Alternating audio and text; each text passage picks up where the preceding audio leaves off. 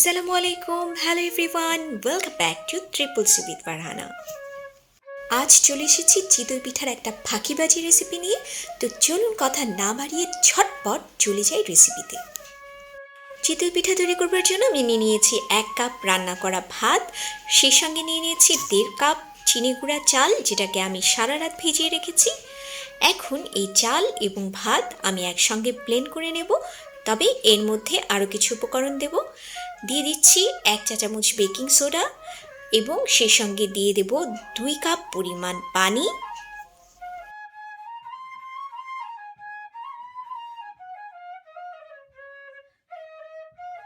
দিয়ে দিচ্ছি আধা চা চামচ পরিমাণ লবণ। এখন আমি এটাকে ব্লেন্ড করে নিচ্ছি।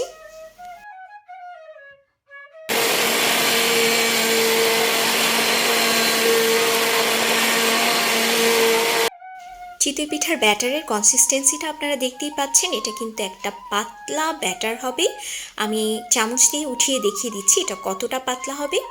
এখন আমি একটা লোহার কড়াইকে একটু গরম করে নিয়েছি, আর সেই গরম কড়াইয়ে আমি ব্যাটারটা ঢেলে দিচ্ছি এবং এটাকে ঢাকনা দিয়ে লো মিডিয়াম হিটে আমি পিঠাটাকে চুলায় রাখবো ঠিক 3 মিনিট।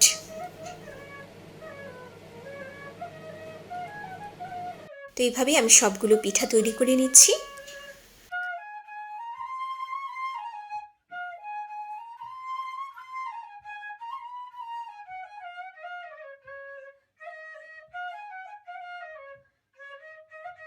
ব্যাস, এখন শুধু অপেক্ষা সরিষা আর কাঁচামরিচের ভর্তার।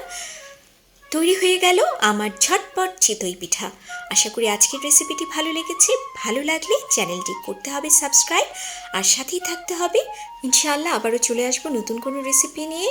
এ পর্যন্ত সবাই ভালো থাকবেন। আল্লাহ হাফিজ।